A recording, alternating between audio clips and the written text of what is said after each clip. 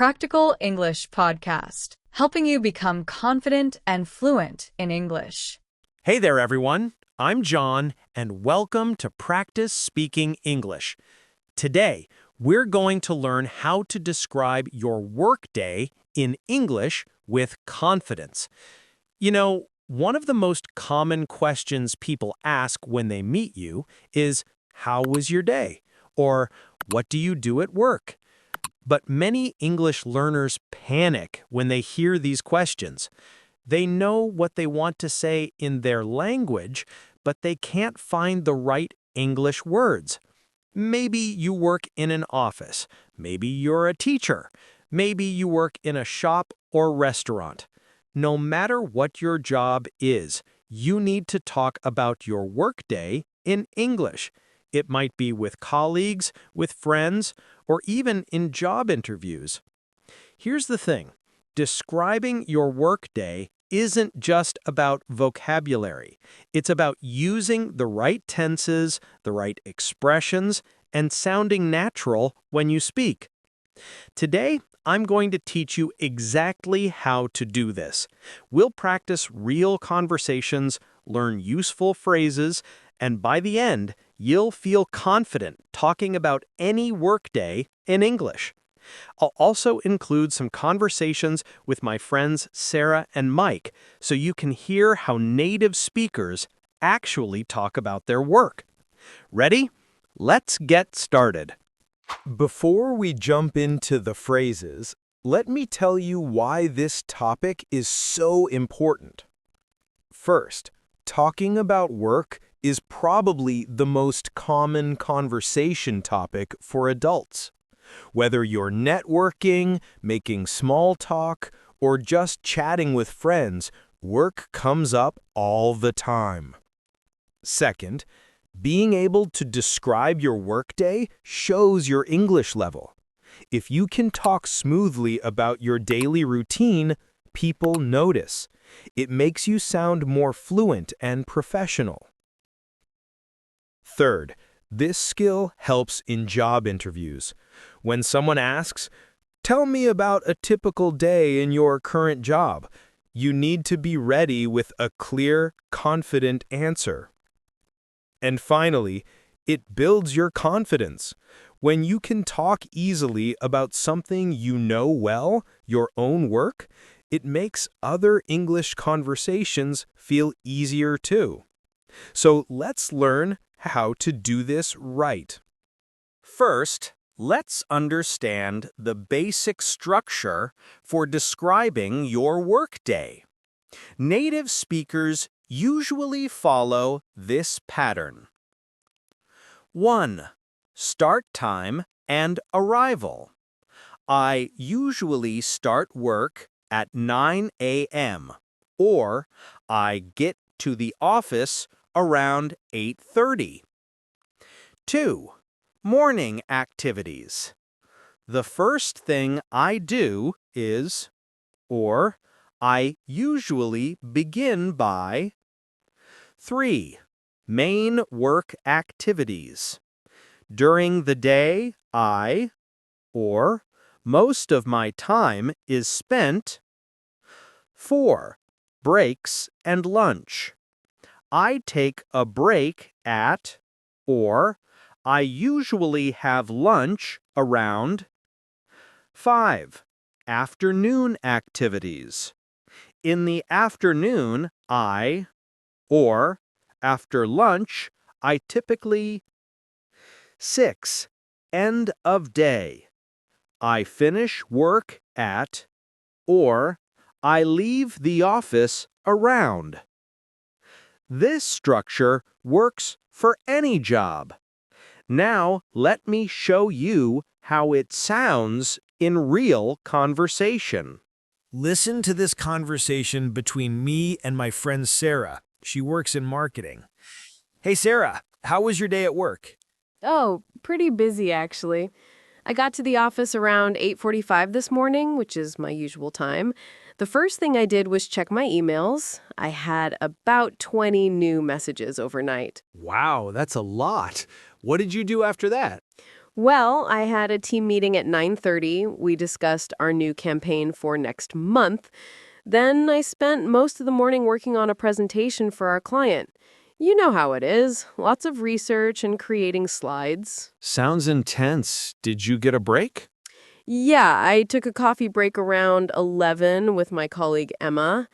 We chatted for about 15 minutes. Then I had lunch at 1 p.m. Just a quick sandwich at my desk because I was really behind on my work. And the afternoon? The afternoon was even busier. I had a video call with our client at 2:30. That went well, actually. Then I finished my presentation and sent it to my boss for review. I finally left the office at 6:15 p.m. Long day, but it sounds productive. Definitely. Tomorrow should be a bit calmer, I hope. Did you notice the phrases Sarah used? Let me highlight the most useful ones.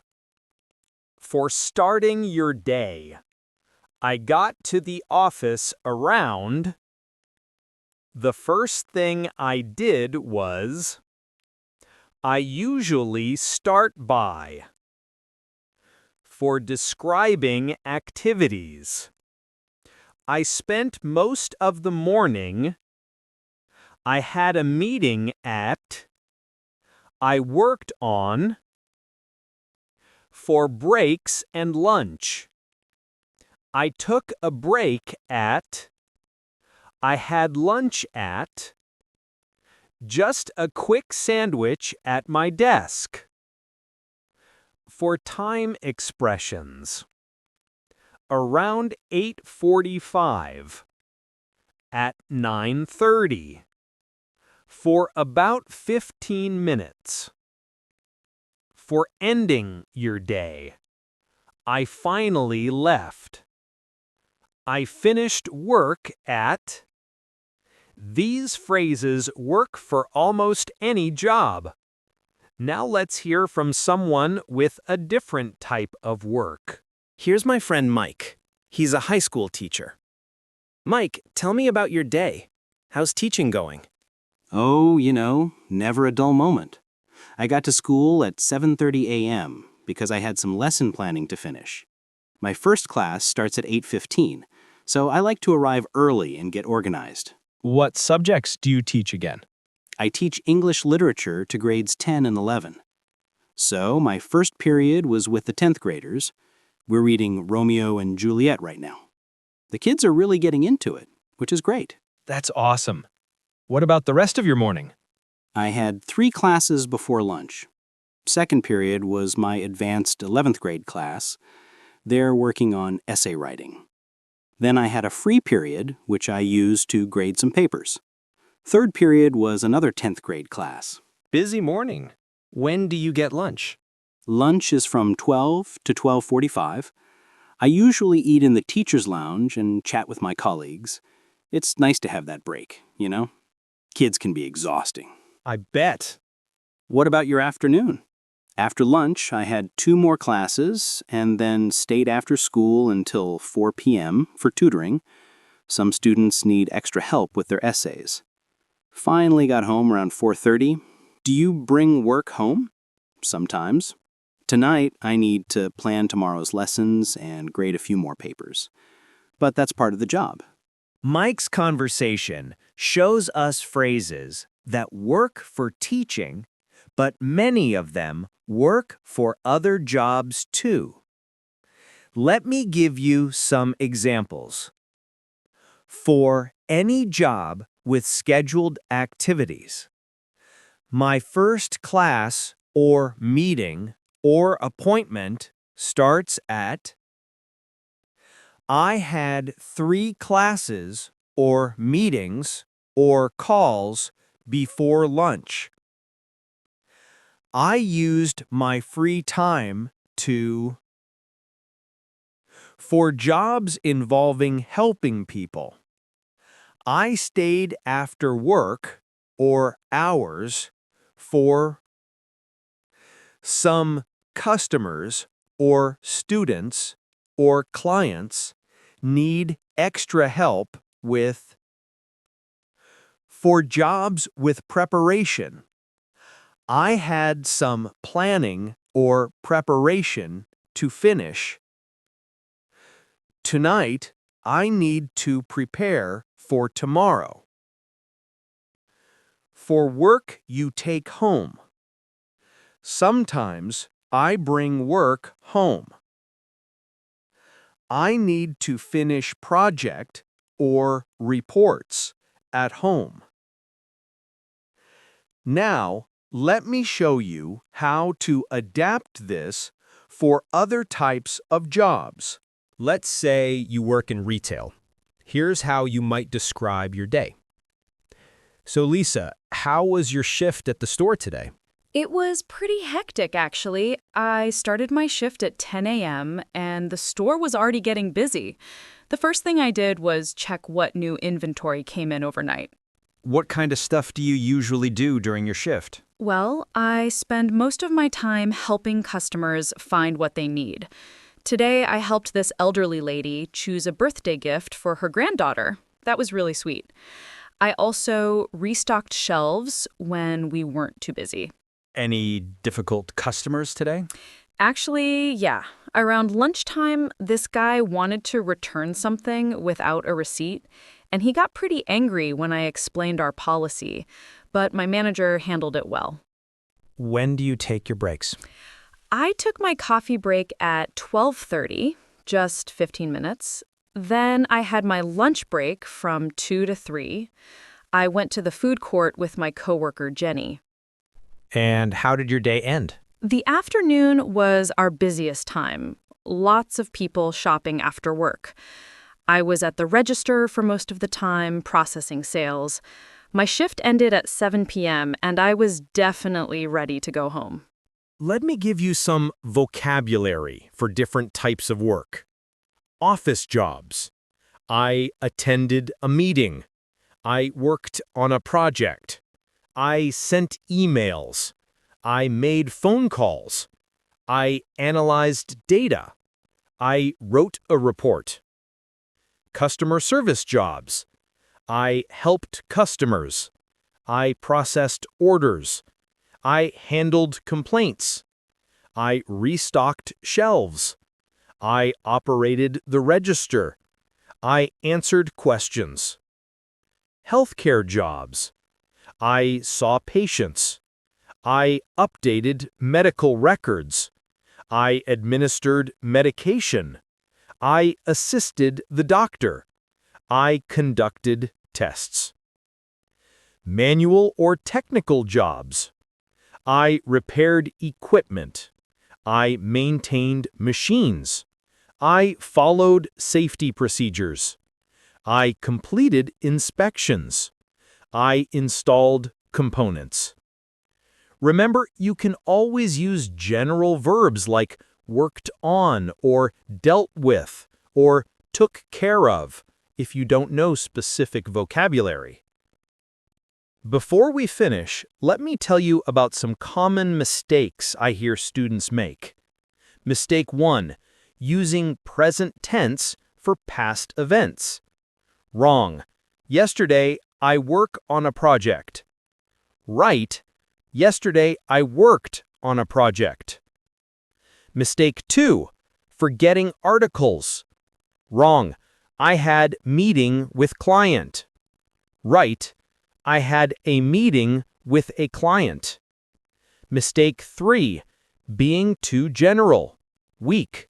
I did work. Better.